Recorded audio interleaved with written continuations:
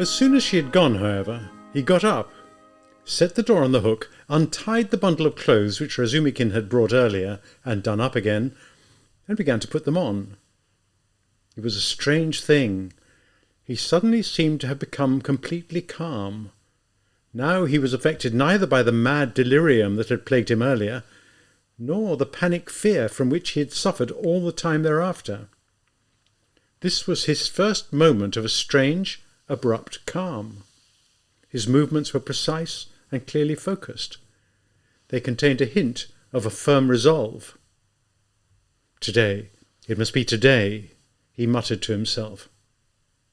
Though he knew he was still weak, a most powerful emotional tension which had attained the pitch of a state of calm, a fixed and obsessive idea, had given him strength and self-confidence.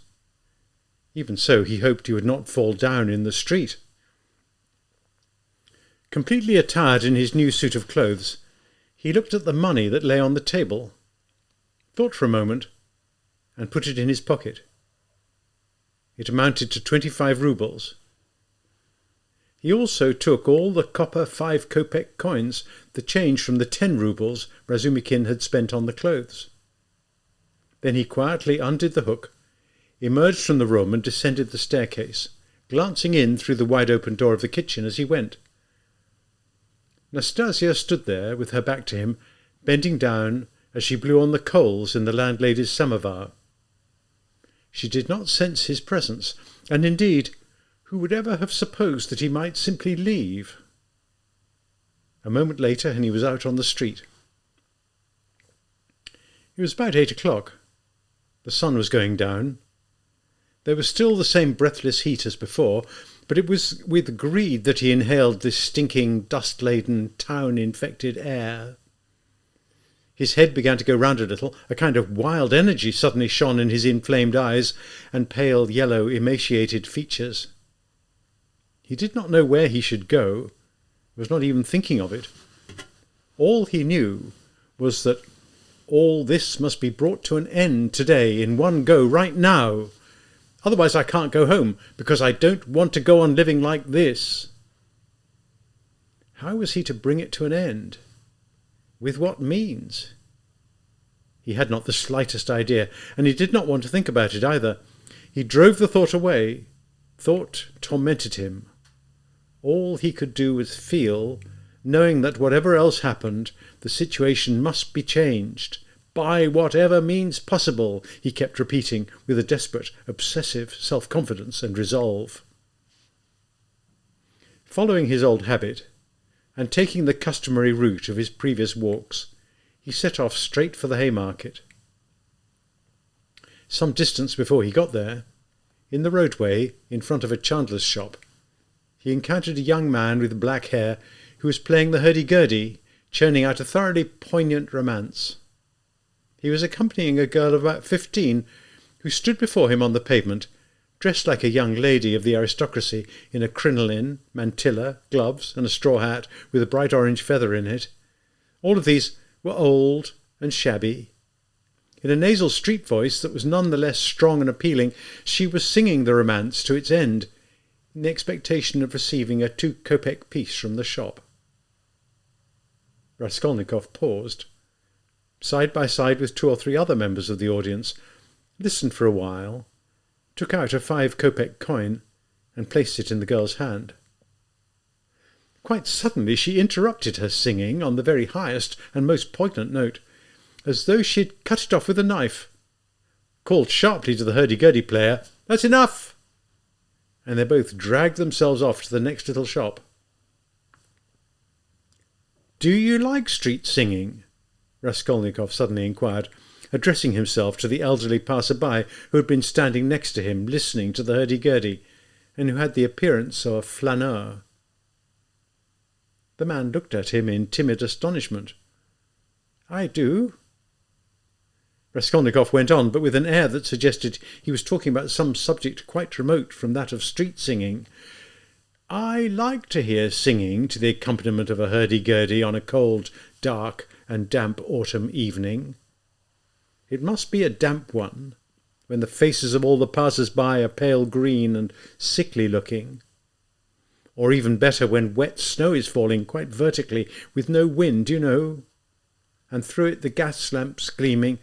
"No, sir, I don't know. Excuse me," the gentleman muttered, frightened both by Raskolnikov's question and by his strange appearance, and crossed over to the other side of the street. Raskolnikov walked straight on, and emerged at the corner of the Haymarket, where the artisan and the peasant woman had been talking to Lizaveta that day, but now they were nowhere to be seen. Recognizing the spot, he stopped, looked around, and turned to a young lad in a red shirt who was standing outside the entrance to a flower dealer's shop, staring with vacant curiosity. "There's an artisan who has a stall on this corner with a peasant woman, his wife, isn't there?" "There's all kinds of folks have stalls here," the lad replied, giving Raskolnikov a measuring look from above. "What's his name?" "Whatever he was christened." "You're from Zaraïsk too, aren't you? Which province?" The lad again surveyed Raskolnikov. "What we have, Your Excellency, is not a province, but a district. And since my brother's the one who did the travelling, while I stayed at home, I don't rightly know, sir. Perhaps Your Excellency will forgive me out of the greatness of his soul." "Is that an eating house up there?" "It's an inn. They got billiards too, and you'll find some of those princesses there. Couldn't be better." Raskolnikov walked across the square. At this corner there was a dense crowd of people, muzhiks, all of them. He squeezed his way into the very thick of them, peering into their faces. For some reason he felt a longing to talk to them all, but the muzhiks paid no attention to him, somehow kept on making a tremendous din, bunched up into little groups. He stood for a bit, reflected, and then turned right along the pavement in the direction of V, leaving the square behind, and he found himself in a side lane. He had walked down this lane many times before. It made a bend and led from the square to Sadovaya Street. During his recent weeks of wretchedness, he had actually felt a longing to loaf around in all these places, so as to get even more wretched. Now he entered the lane thinking of nothing. There was a large building here which was entirely taken up with drinking dens and other food and drink establishments. Every moment or so women came running out of them, attired for the neighbourhood, bareheaded, wearing only their dresses. In 2 or 3 places they were huddled together on the pavements in groups, mostly at the top of the descents to the lower floor, where by way of a couple of steps it was possible to enter various establishments of a highly recreational nature. Coming from one of these at that moment was enough noise and uproar to fill the whole street. The strum of a guitar, the singing of songs, the sound of people enjoying themselves to the full. A large group of women was gathered outside the entrance. Some of them sat on the steps, others on the pavement. Yet others stood talking together. Beside them in the roadway, loudly swearing, a drunken soldier was wandering around aimlessly with a cigarette in his hand, apparently looking for some place he wanted to go to, but unable to remember where it was. One ragged man was exchanging abuse with another ragged man, and someone else who was dead drunk lay sprawled across the street. Raskolnikov stopped beside the large group of women. They were talking in hoarse voices. They were all wearing cotton dresses and goatskin shoes, and their heads were uncovered. Some of them were over 40, but there were others who were not much more than 17, and nearly all of them had black bruise marks around their eyes. For some reason the singing interested him. All that noise and uproar down there.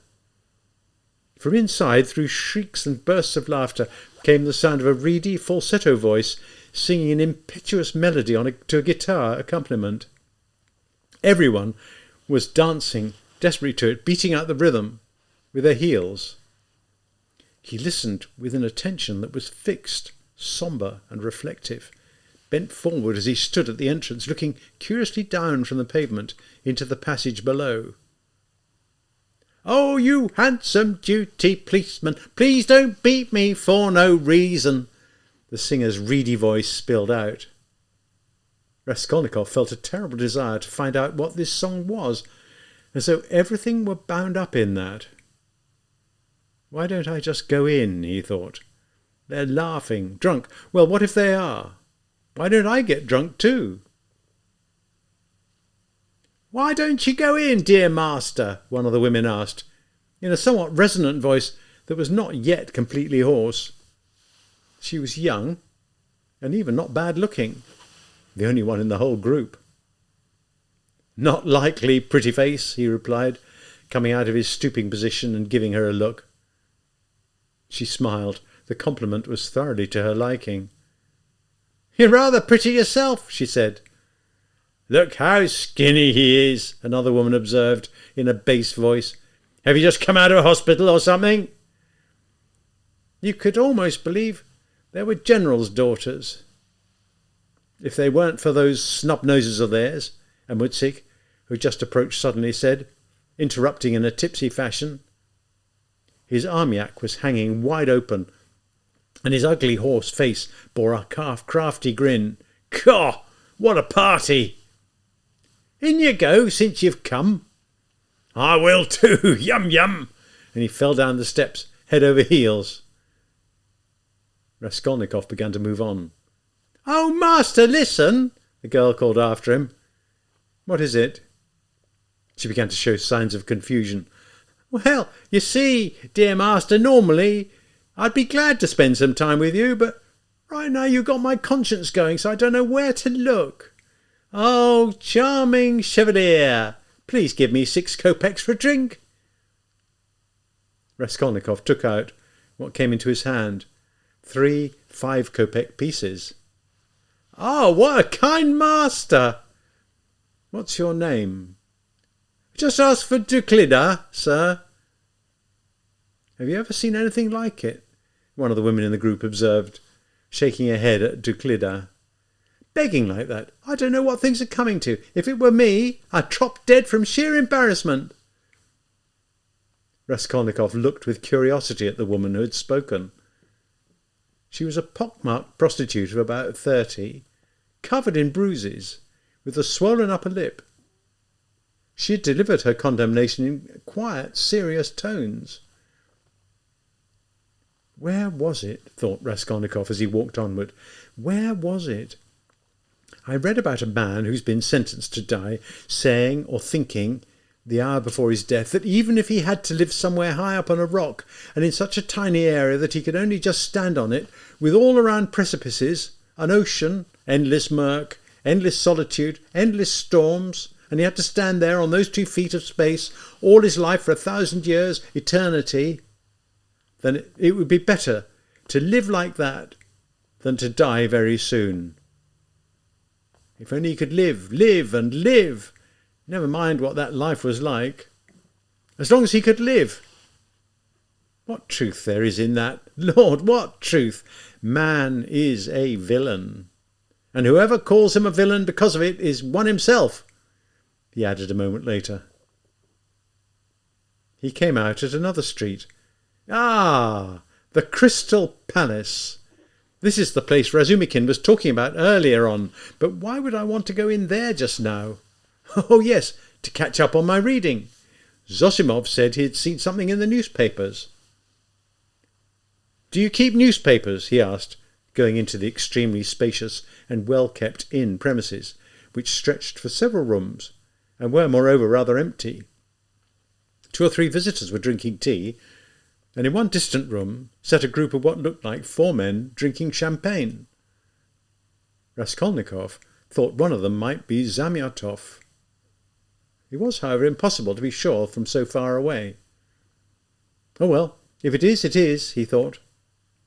Ordering vodka, sir? The waiter asked. Or some tea, please. And if you'll bring me some newspapers, the old ones, for 5 days back, I'll give you something for your own vodka. Oh, very well, sir. These are today's. And you'll order some vodka too? The old newspapers appeared, together with the tea. Raskolnikov settled down and began to hunt through them. Itzla, Aztecs, Itzla, Bartola, Massimo, Aztecs, Itzla. God, what revolting rubbish! Oh, here's the chronicle. Woman falls down staircase. Artisan dies. Drunk in fire. Fire at St. Petersburg. Itzler. Massimo. Ah, here it is. At last he found what he had been looking for and began to read. The lines jumped before his eyes, but he read the entire item of news to the end, and then began to hunt avidly through the subsequent issues for later editions. His hands trembled as they turned over the pages in convulsive impatience. Suddenly someone sat down beside him at the table. He took a quick glance. It was Zamyotov. The same Zamyotov, looking just as he had done before, with his rings and chains, the parting in his black curly and pomaded hair, in his flashy waistcoat, his somewhat shabby frock coat, and his stale linen. He was in a good mood, or at any rate was smiling a very good-natured smile, which appeared to imply that he was so. His swarthy features were slightly flushed from the champagne he had drunk. "I say, are you here?" he began, taken aback, and in a tone of voice that suggested a lifetime's acquaintance. "Yet Razumikin was telling me only yesterday that you were still unconscious." "There's a strange thing. I mean, I was at your place." Raskolnikov had known he had come up to him. He set his newspapers aside and turned to face Zamyotov. There was an ironical smile on his lips, and in this smile there was a touch of some new element, a kind of irritable impatience. "I know you were," he replied. "I heard you. You were looking for my sock. You know, Razumikin's simply wild about you. He says you and he went to see Lavizia Ivanovna. You know, the woman you were trying to get off with that time, the one you kept winking to. Lieutenant Gunpowder about.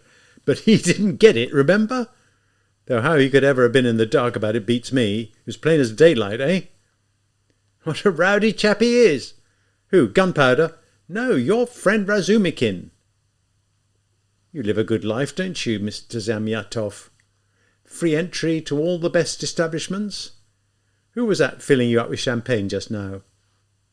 "Oh, we were just having a drink or two. Do you call that filling up?" "An honorarium. You never let an opportunity slip." Raskolnikov began to laugh. "It's all right, my chubby little man, it's all right," he added, slapping Zamyotov on the shoulder. "I don't mean it in a nasty way, more like two friends having a playful scrap, as that decorator fellow of yours said after he had been having a go at Mitka. You know, in the case about the old woman." "How do you know about that?" "Perhaps I know more about it than you do." "I say, it strikes me there's something strange about you. I think you're still very ill. You should never have come out." "Something strange about me?" "Yes, what are you doing reading the newspapers?" "That's right. A lot about fires in them." "No, I haven't been reading about the fires." Just then he gave Zamyotov a mysterious look. The mocking smile distorted his lips once more. "No, not about the fires," he went on, winking at Zamyotov. "Come on, dear young man, own up. You're just dying to know what I've been reading about, aren't you?" "No, I'm not. I just asked, that's all. What's wrong with that? Why do you keep... Listen. You're a well-read, educated man, aren't you?" "I did 6 years at the gymnasium," Zamyotov replied with a certain amount of dignity. 6? A real little man of the world, with a parting and rings. A wealthy individual. Goodness me, what a charming little fellow." At this point, Raskolnikov dissolved into nervous laughter, right in Zamyotov's face. Zamyotov started back, not so much offended as thoroughly astonished. "I say, you really are behaving most strangely," Zamyotov said again in a very serious tone of voice. "If you ask me, you're still delirious." "Delirious? You're wrong there, my little man of the world. So you think I'm strange, do you? Curious, are you? Eh?" "Yes, I am." "Curious to know what I was reading about? What I was looking for? Goodness, how many back numbers I asked them to bring me. Looks suspicious, eh?" "Well, tell me then." "All ears upstairs?" "What do you mean, upstairs?" I'll tell you afterwards what stairs I have in mind, but right now, my dear beloved little fellow, I'm going to make you a declaration. No, a confession.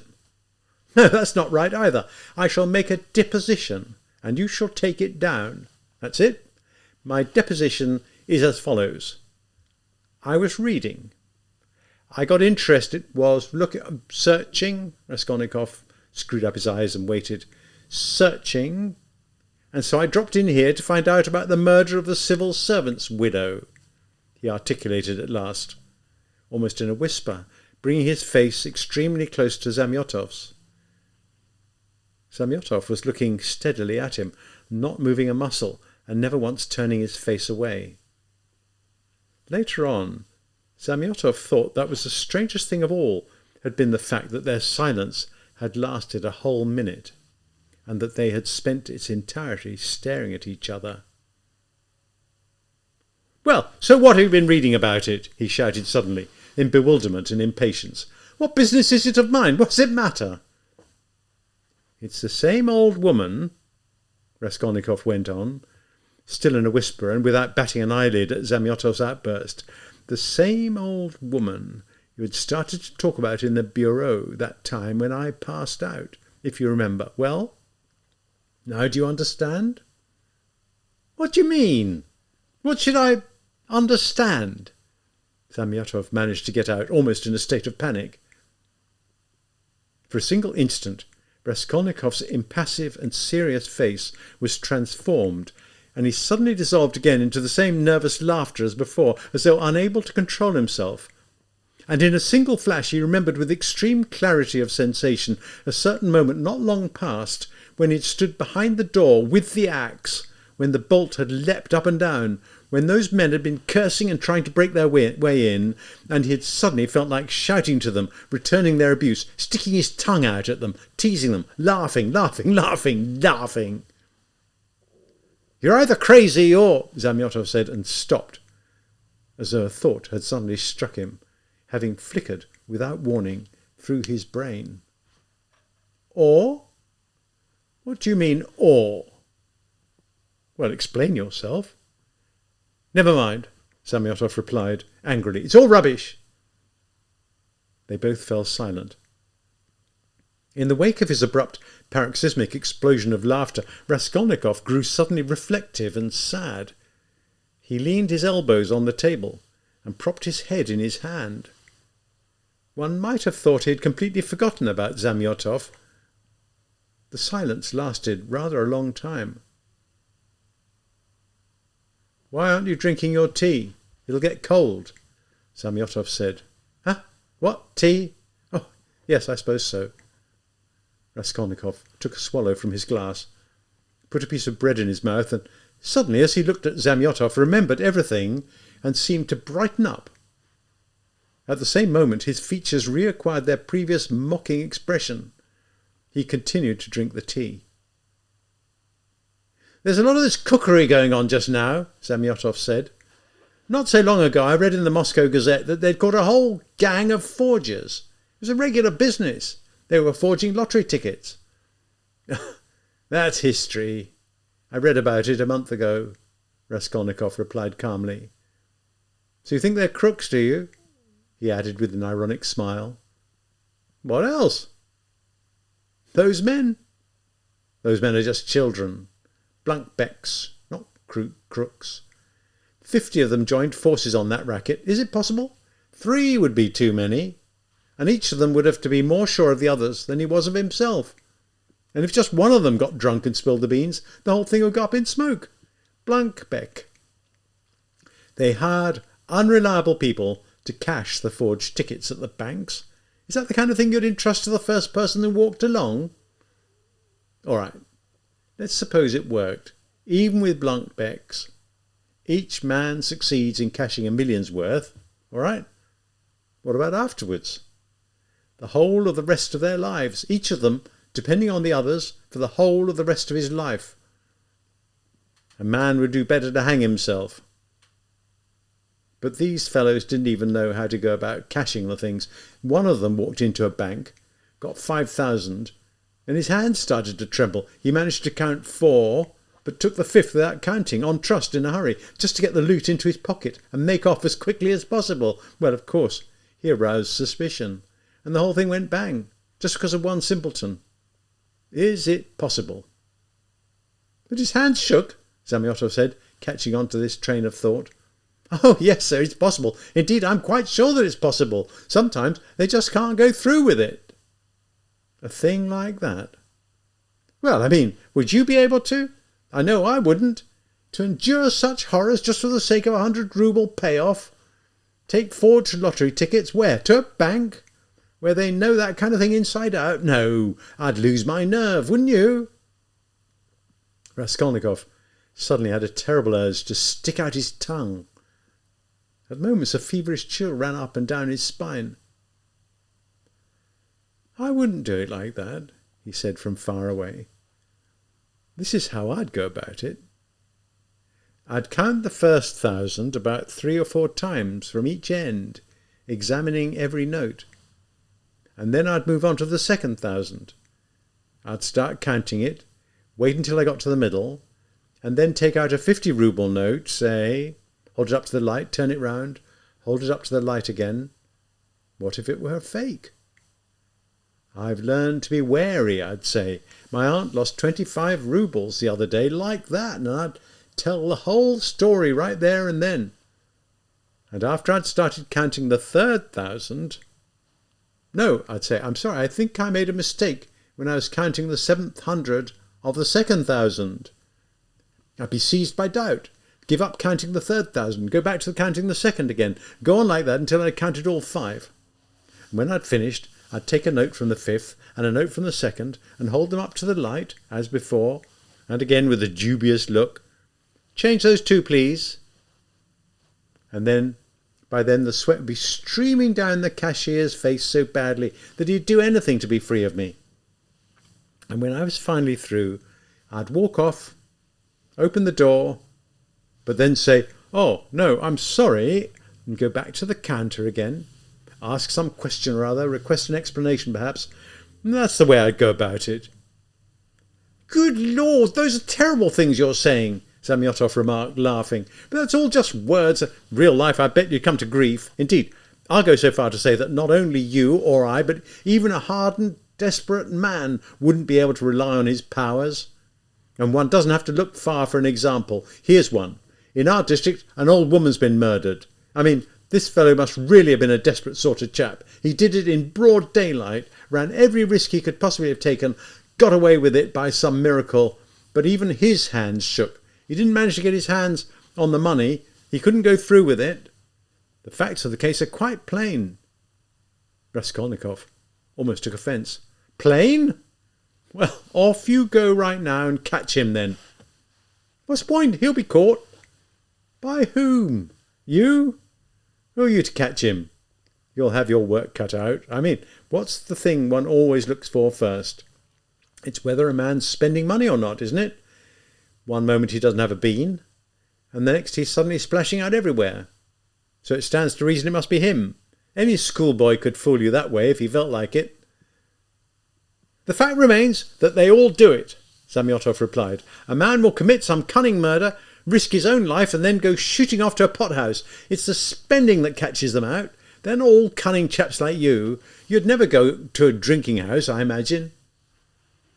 Raskolnikov knit his brows and gave Zamyotov a fixed look. I suppose by this time you're getting into the swing of it, and want to know how I'd have acted in this case? He asked with a disgruntled air. I would, Zamyotov replied seriously and firmly. His words and appearance were becoming just a little too serious. Really? Really? Very well.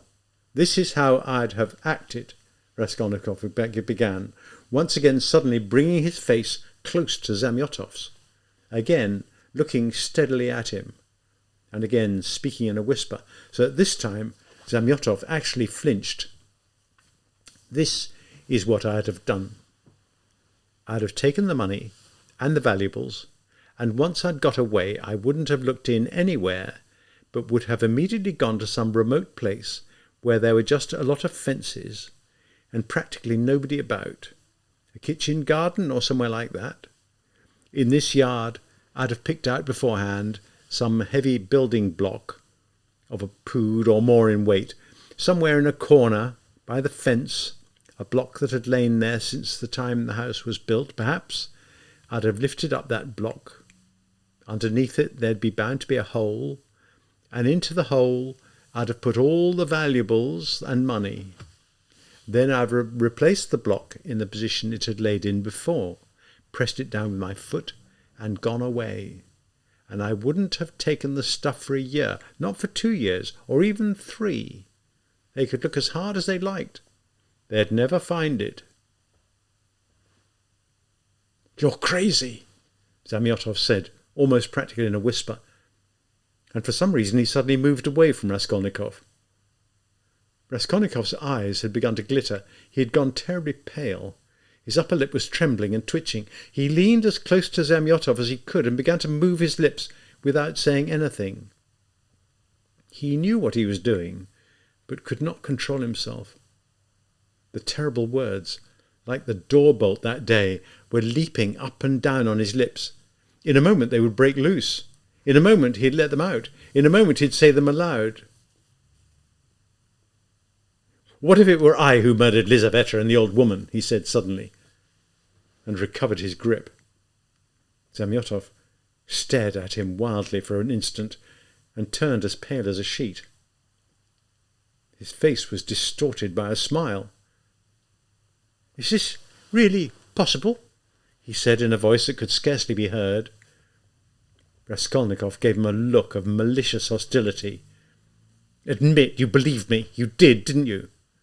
"Of course I didn't, and now I believe you even less," Zamyotov said hastily. "Caught you at last. The man of the world's been stymied. You must have believed me before if now you believe me even less." "I didn't, I tell you," Zamyotov exclaimed, obviously embarrassed. "Is that why you've been trying to frighten me, to lead me up to this?" "So you don't believe me? Then what were you talking about in my absence, after I'd left the bureau that day? And why did Lieutenant Gunpowder question me after I'd recovered from my faint? Hey, you!" he shouted to the waiter, getting up, taking his cap. "How much does mine come to?" 30 kopecks in all, sir," the waiter replied, hurrying across. "Here's 20 kopecks extra for your vodka." "Good heavens, what a lot of money," he said, stretching out a trembling hand full of banknotes in Zamyotov's direction. "Red backs, blue backs, 25 roubles. Where did they come from? Where did my new clothes come from? I mean, you know I hadn't a kopeck. I expect you've already interrogated my landlady. Well, that's enough. Assez cause. Goodbye. Delighted to have met you." He went out, trembling all over with a kind of wild hysteria in which there was at the same time an element of unendurable pleasure. He was, however, morose and horribly tired. His features were distorted, as after a fit of some kind. Quickly his exhaustion grew greater. His energies would suddenly be aroused and spring into life at the very first impulse, at the first stimulating sensation, and would ebb away just as quickly as the sensation itself ebbed away.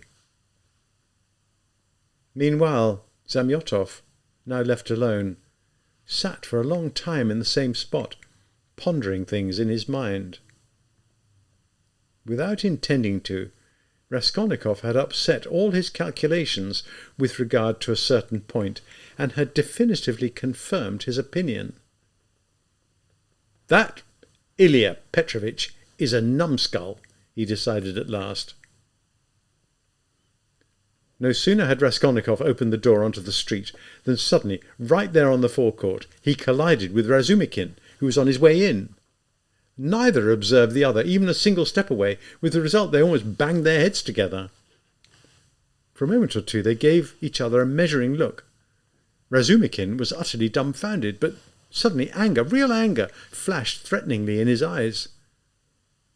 "So, this is where you've got to," he shouted at the top of his voice. "You've absconded from your sick-bed, and there was I looking for him under the sofa. We even went up to the attic. I nearly gave Nastasia a dusting because of you. And this is where he is. Roger, my lad, what's the meaning of it? Tell me the truth, all of it. Confess, d'ye hear?"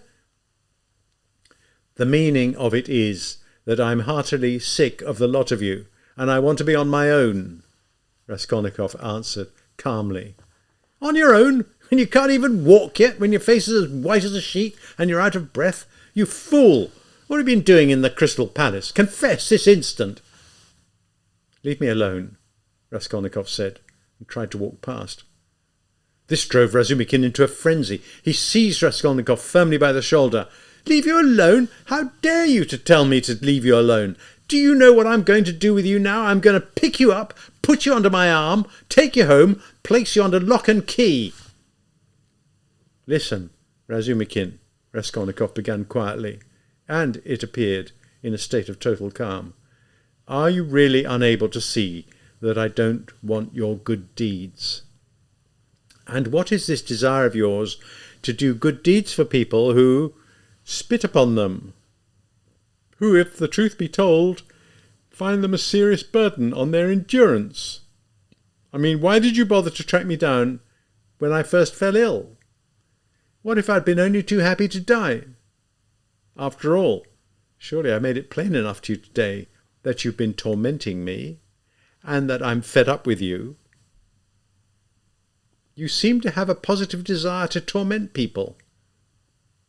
I do assure you that all this is seriously getting in the way of my recovery, because it's a constant irritation to me. I mean, Zosimov actually left earlier on today so as not to irritate me, so for God's sake leave me alone too. In any case, what right do you have to keep me there by force? Surely you can't possibly fail to see I'm speaking with all my wits about me now. Tell me, what can I do to stop you pestering me and doing good deeds for me? I'm willing to admit that I'm mean and ungrateful. Only leave off, all of you, for God's sake. Leave off, leave off, leave off. He'd begun calmly, savouring the mass of venom he was about to unleash, but ended it in a state of frenzy, gasping for breath as he had done earlier with Luzin.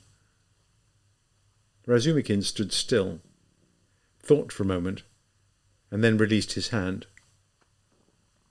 Then clear off and go to the devil, he said quietly and almost reflectively. Wait, he roared suddenly, as Raskolnikov was about to move off. Listen to what I've got to say. I hereby declare to you that you're all, every last one of you, a crowd of windbags and show-offs. As soon as you come up against some pathetic little bit of suffering, you fuss over it like a hen with an egg. And even then you steal from other authors. There's not a spark of independent life in you. You made a spermaceti ointment, and you've got whey in your veins instead of blood. I wouldn't trust a single one of you. The first thing you do in every circumstance is to find out how not to behave like a human being. Wait, he shouted with redoubled fury, noticing that Raskolnikov was once again preparing to move off. Hear me through. You know I'm having a housewarming party tonight. In fact, some of the guests may already have arrived, and I've left my uncle there. I just dashed around here just now to let people in.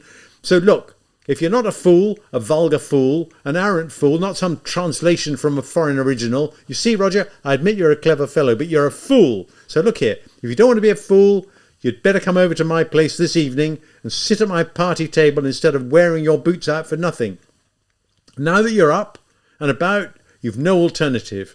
I'd wheel up a nice soft armchair for you. The landlords have one. Sip of tea, some company. No, I know, I'll put you on the couch. You'll be able to lie down, but still be in our midst. And Zosimov will be there. What do you say? Will you come? No. It's rubbish, Razumikin exclaimed in impatience.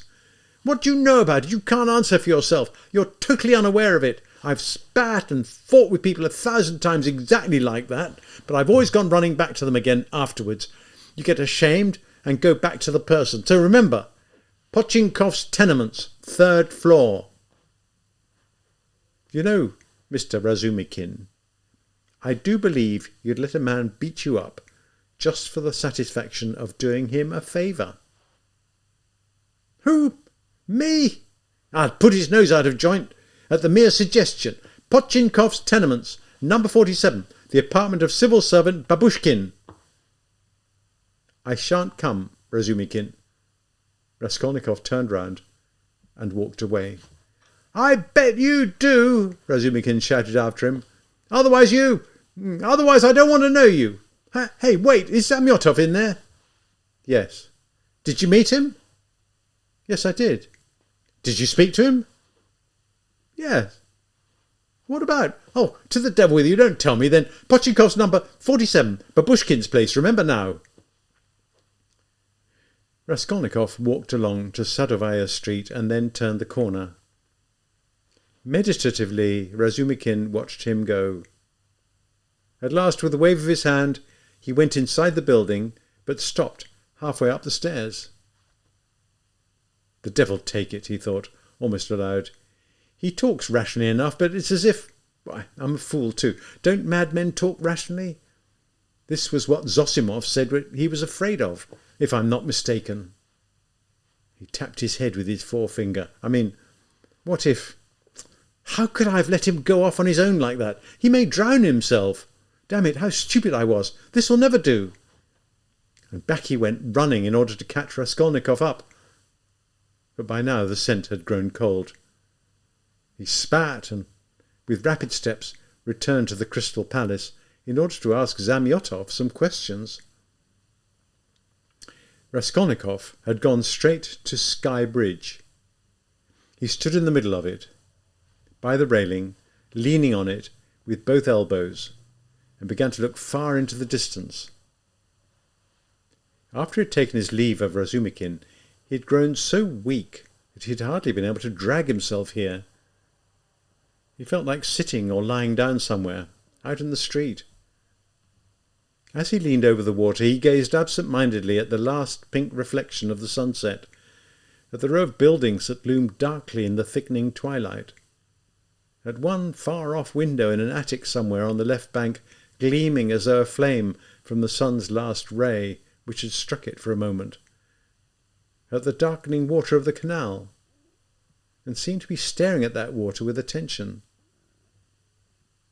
At last red circles began to spin in his eyes. The buildings began to move. Passers-by, embankments, carriages, all began to revolve and dance in a circle. Suddenly he gave a shudder, possibly saved once more from fainting by a wild, outlandish apparition. He sensed that someone was standing beside him, to the right of him. He glanced round and saw a woman, tall, with a kerchief on her head, her face oblong, yellow and haggard, her eyes reddish and sunken. She was looking straight at him, but was obviously aware of nothing and unable to tell anyone was there. Suddenly she leaned her right elbow on the railing, raised her right leg, let it flop over the edge, then got her left leg across and threw herself into the canal. The dirty water sagged and swallowed up its victim in a trice. But a moment later, the drowning woman floated up again and was carried off slowly downstream, her head and legs in the water, her back out of it, with her skirt whipped up and ballooning on the surface like a pillow. "She's drowned herself! She's drowned herself!" Dozens of voices clamoured. People came running. Both embankments were crawling with spectators, and all around Raskolnikov on the bridge, people crowded together, pressing him and pushing him from behind. "Oh, for God's sake, that's Afrosin Kusya!" a woman's voice wailed somewhere close by. "For God's sake, rescue her! Kind friends and fathers, pull her out of there!" "A boat! A boat!" people shouted from the crowd. But now a boat was no longer required. A policeman ran down the steps of one of the descents to the canal, threw off his overcoat and boots, and hurled himself into the water. There was not much that needed to be done. The water had carried the drowning woman to a point just a couple of yards from the descent. With his right hand he seized her by her clothes, while with his left he succeeded in catching hold of a pole which his mate held out to him, and the woman was hauled out. They laid her on the granite slabs of the descent. She soon came to, raised herself, sat up, began to sniff and sneeze, vacantly wiping her wet dress with her hands.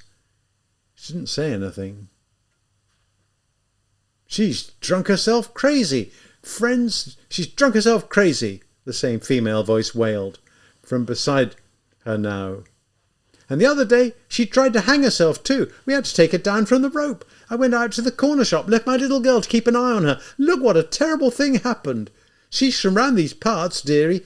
From round these parts. We live next door to her, second building from the end, right there." The crowd dispersed.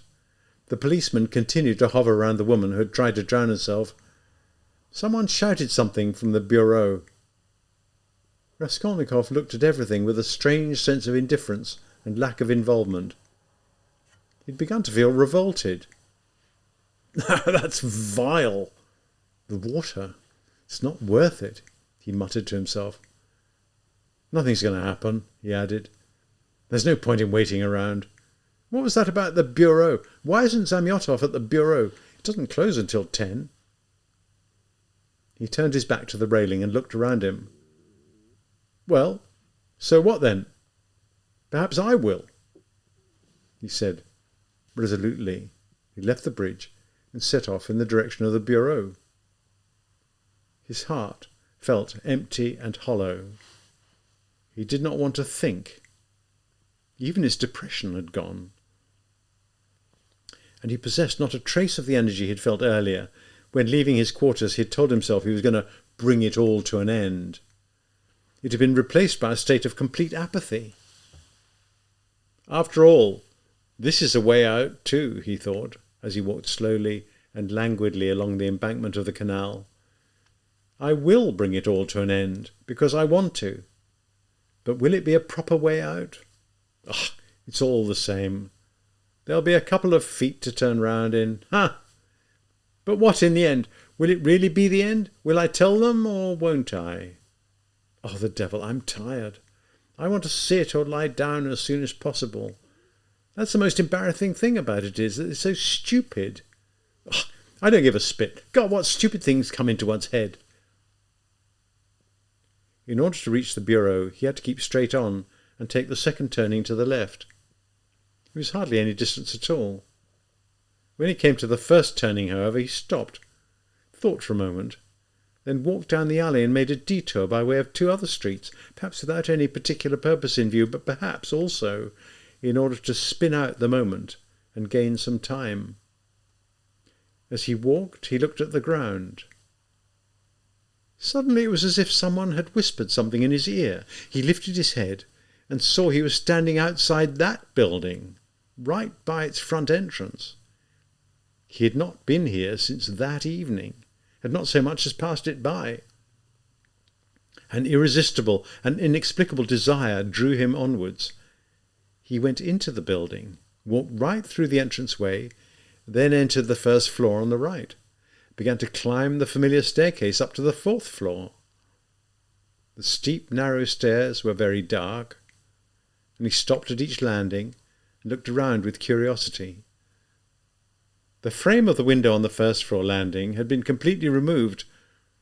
This wasn't like that then, he thought.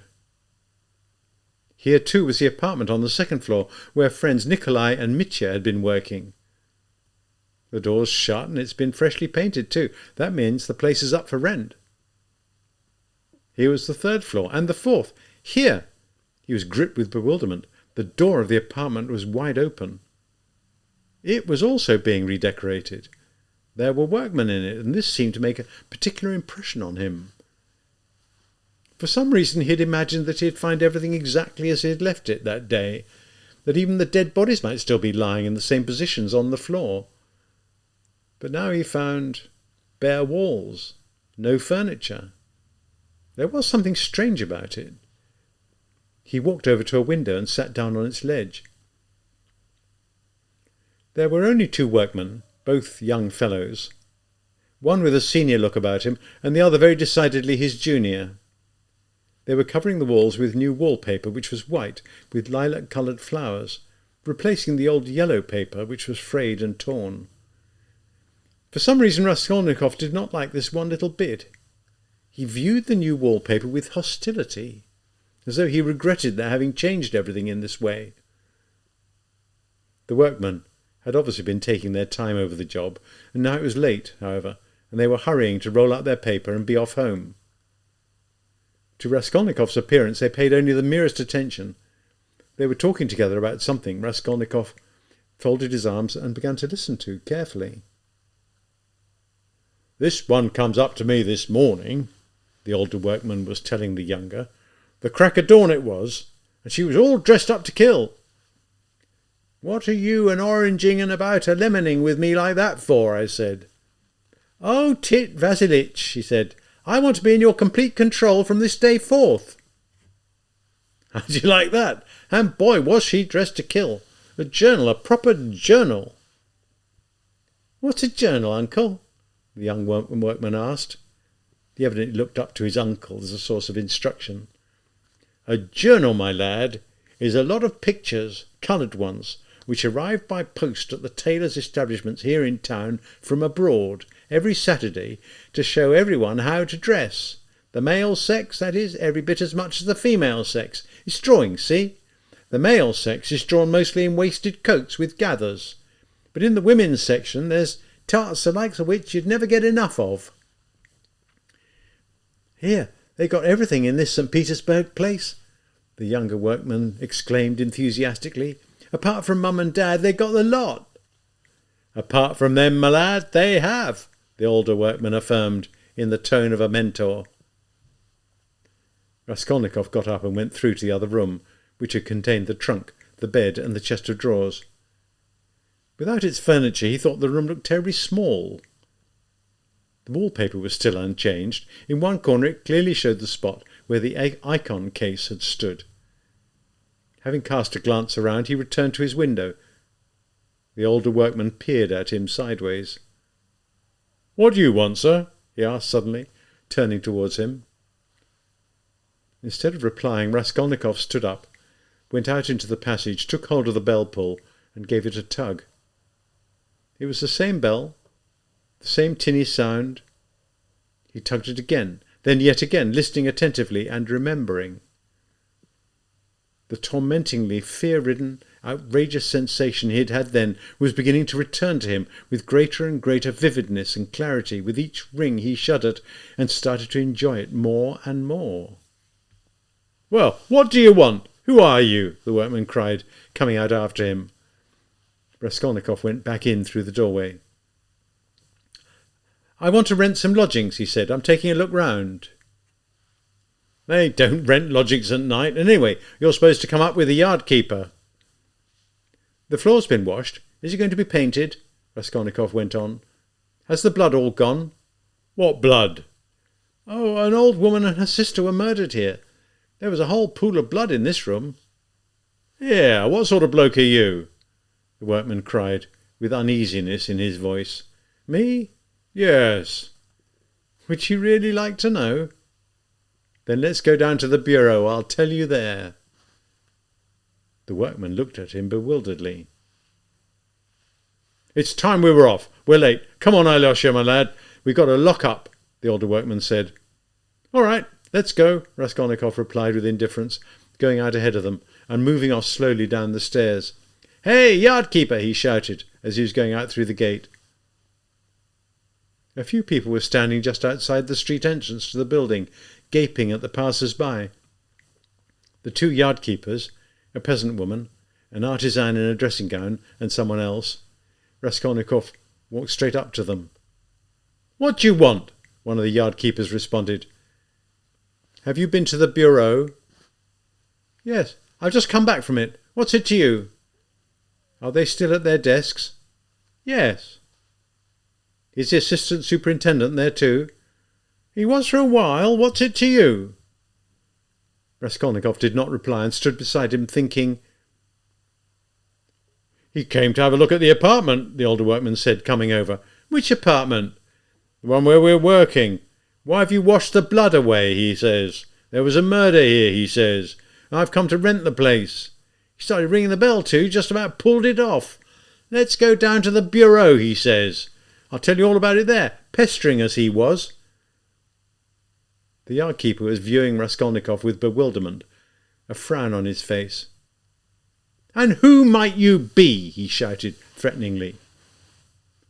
"I'm Rodion Romanich Raskolnikov, ex-student, and I live in Shields Tenements, in the alley just round from here, apartment number 14. Ask the yard keeper, he knows me," Raskolnikov said, all this in a lazy, reflective voice, without turning round, staring fixedly at the darkening street. "Why'd you go up to that apartment?" "To take a look." "What's there to take a look at in it?" "Why don't we just take him down to the bureau?" said the artisan, intervening suddenly, and then falling silent. Raskolnikov cocked an eye at him over his shoulder, took a good look, and said quietly and lazily as before, "Very well. Come on then." "Yeah, we ought to take him down there," the artisan resumed, encouraged by this remark. "What led him to talk about that? What's he got in his mind, eh?" "Maybe he's drunk. Or maybe he isn't, God only knows," the workman muttered. "What's it got to do with you anyway?" the yard-keeper shouted again, growing angry in earnest now. "Why have you come poking your nose in?" "Are you scared of going to the bureau?" Raskolnikov said to him with a mocking smile. "Who said anything about being scared? Why have you come bothering us?" "Sly boots!" the peasant woman shouted. "Come on, what's the point of talking to him?" exclaimed the other yard-keeper, an enormous mutzik in an open kaftan with a key stuck in his belt. "Send him on his way! Sly boots, that's what he is! Send him on his way!" And seizing Raskolnikov by the shoulder, he hurled him into the street. Raskolnikov almost turned head over heels, but managed to keep his balance, straightening himself up. He looked silently at all the spectators, and then went on his way. "That's a peculiar chap," the workman commented. "The whole country's peculiar these days, if you ask me," the peasant woman said. "I still say we ought to take him down to the bureau," the artisan put in. "It's better not to have anything to do with him," the big yard-keeper said firmly. "He was a sly boots, believe you me, making a nuisance of himself, with a purpose in view, he was. It's an old ploy. Once you get mixed up with him, you can never get away. I know his sort." "Well, shall I go there or shan't I?" Raskolnikov wondered, coming to a standstill in the middle of the roadway, at the intersection, and looking around him as though he expected someone to supply the final word. But there was no response from any quarter. Everything was dull and dead as the stones on which he trod, dead to him, and only to him. Suddenly, in the distance, some 200 yards away from him, at the end of the street, in the thickening darkness, his eyes distinguished a crowd, and he heard talking, shouting. Amidst the crowd there was some carriage or other. A light was gleaming in the middle of the street. "What's that?" Raskolnikov turned right and walked towards the crowd.